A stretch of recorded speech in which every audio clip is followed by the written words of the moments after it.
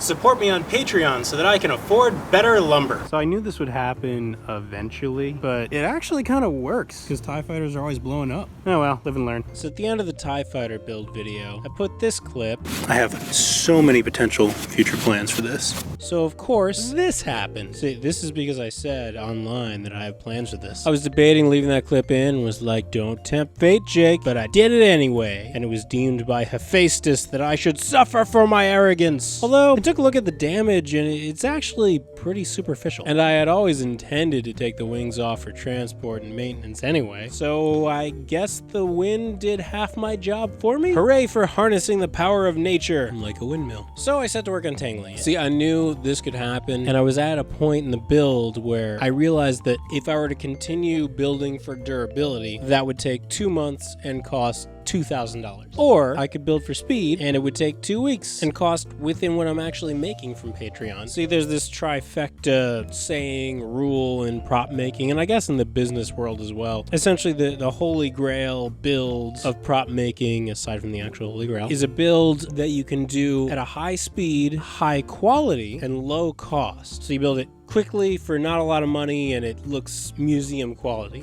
And that just isn't really possible. You can usually only have 2 of those things, if that. You can build a prop quickly and at low cost, but then the quality suffers. And in this case, I chose to do just that by necessity. Otherwise, the TIE fighter build just wouldn't happen at all. But while I was carrying it outside, the smallest gust of wind picked up and tried to carry it off. And it was at that moment that I realized the solar sails act like actual sails. So with the knowledge that it was likely to tip over, I placed it far enough away from the house that it wouldn't smash the windows if it came down, and then staked it to the ground for good measure. Those ones held. Which held for a while, sort of giving me a false sense of security, but I was out picking up new shop equipment, and I sensed a disturbance in the force. As if 100 hours of hard work suddenly cried out in terror, and were suddenly silenced. It was the wind. I sensed the wind. So I rushed back to find this on the front lawn. Luckily, this won't hinder any future plans for the TIE. Literally, I was going to leave it up for a few more days and then disassemble it so that I could add more detail. See, it doesn't actually fit inside the shop with the wings on. That was part of the design.